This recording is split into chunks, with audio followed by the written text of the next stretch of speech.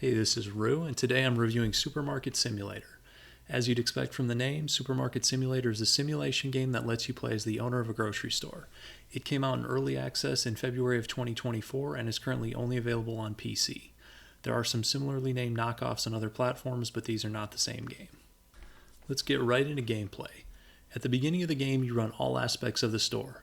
You'll set up displays for your products, starting with just shelves, but eventually including fridges and freezers.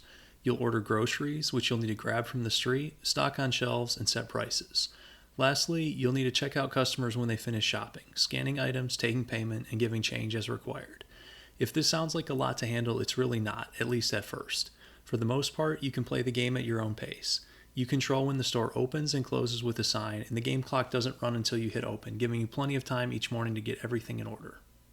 You start the game with a tiny one-room store and just one shelf, but as you earn money and store points, the game offers a lot of progression. You can expand the physical size of the store itself, as well as opening and expanding a storeroom. You start with just a handful of basic items available to sell, but as you play, you can buy licenses that unlock a variety of additional grocery types, including beverages, dairy and frozen goods, cleaning supplies, and even a few books. You'll also be able to automate the tasks of checking customers out and stocking shelves by hiring employees. These can be very helpful as your store gets bigger. So, how does the gameplay hold up? I really enjoyed this gameplay loop, and I think it can really click with a certain type of person. The game has a relaxed, casual vibe and demands as much or as little of your attention as you want it to. Adding new products or doing a major store remodel takes some decision making, but if you don't feel like doing that, you can play the game in a chill autopilot kind of way, similar to something like Power Washer Simulator. This is a great game to play while listening to a podcast or watching something on another monitor, and I don't mean that in a bad way. On the other hand, if this type of game is not up your alley, then this is certainly not going to convert you.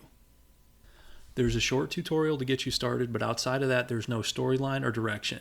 This is a sandbox type of sim game, and I think that works better in this case than trying to jam a story or structure onto it.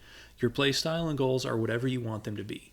Do you want to stick with a small store and manage everything yourself, or do you want to expand into a mega store and hire a small army of employees to help you?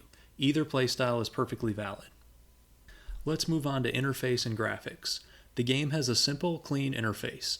Most of your ordering and store management is done through interacting with an in-game computer, and it's all pretty straightforward. Customer feedback, such as products missing or overpriced, is shown by a speech bubble on top of the customer. This can be easy to miss if you're looking in a different direction or head down checking out customers. If anything, the interface might be a little too simplified. There's an end-of-day summary that tells you how many products are overpriced and how many products are missed, but not details on which specific products. This would be a nice addition. As far as graphics, I'd say they're okay for an early access game. You'll see plenty of duplicate customers and your employees all look the same, and there are some texture glitches here and there. However, this type of game doesn't need amazing graphics. The gameplay is the focus, as it should be. Audio is serviceable, if nothing to write home about. You'll hear a lot of register beeps and checkout ka-chings. Now, as far as difficulty, Supermarket Simulator is overall a pretty forgiving game. It's hard to go bankrupt unless you're trying. If you overextend and find yourself short on cash or just want to speed up expansion, the game offers a couple loan options. If you have an organizing or optimizing streak, the game offers you many ways to exercise it, grouping goods of a certain type together, figuring out the most efficient shelving and fridge layout, and so on. But again, the game doesn't make you do any of that. There aren't penalties for having a disorganized store and few penalties of any kind in general. Missing or overpriced products will result in a small penalty to store points, but you'll still find yourself getting plenty of those with normal play. Let's move on to areas in which the game can be improved. First, the game desperately needs a save slot system. Right now, you're limited to one game state, so if you want to experience the early game again, you have to throw your existing store out of the window or do some kind of manual backup in Windows. Second, reorganizing your store is a clunky process for a few reasons. You don't have to do this often, but some of the new items you unlock will be very similar to ones you already sell. If you're like me, you'll want to sell similar items together, which will involve multiple major remodels. One of the issues here is that moving items from shelf to shelf can be clunky, especially for new players. You need an empty box of the same size as the item you're moving, which you may or may not have on hand. Your stockers will also actively interfere, so you have to fire them and rehire them when you're done. A snap to grid or snap to item feature would also be helpful when arranging store layouts. The next issue is that there are several ways in which game systems work fine for small stores but get worse as your store gets bigger. The computer is an example of this. When your store is tiny, you can run from your product displays to the PC to order goods in a couple seconds. As the store gets larger, your displays get further and further from the computer and your travel time goes up.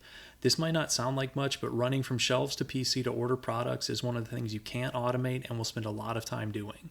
It would be nice if you could upgrade your PC to a tablet that you could carry around the store and order things on the spot. Related to this, the way the game handles product prices over time needs some work. The current system has several price changes shown each morning. You need to go to these products and adjust pricing accordingly. However, the price change notification fades after a few seconds.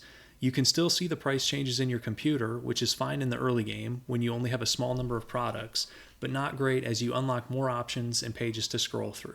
I found myself just taking a picture of the notification before it faded and working off that, which can't be what the developer intended.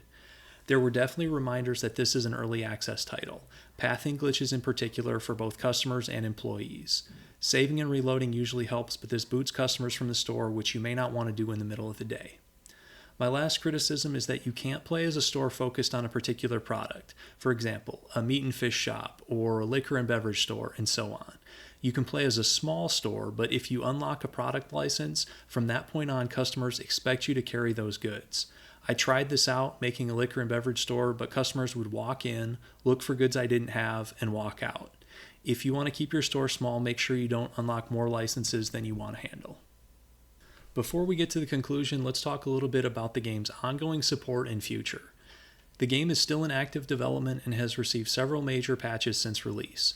The most recent patch improved stalker behavior, which was one of my major complaints from the launch version.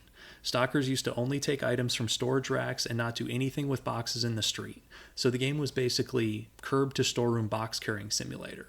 The most recent patch also added a lot of customization options, renaming your store, painting walls, different flooring patterns, and so on. My understanding is that this game was developed as a one-person project, but since it has seen quite a bit of success, there's now a team in place, and it should be receiving significant further development. So, bottom line, is this a good game, and is it worth the retail price? For me, the answer is yes to both. I think this is an early access gem. The gameplay loop is fun, and even with some hiccups, the game has a great sense of progression. Going from a one-room store, managing everything yourself and selling just 6 items, to a massive supermarket with an army of employees and selling over 100 items is a fun experience. There are definitely some rough corners and early access glitches, but this is already a fun game and has the potential to get even better. The current retail price is only $13 US, and I think that's a great value if you enjoy this type of game. Anyways, that about wraps this one up. Thanks so much for watching, and I'll see you in the next one.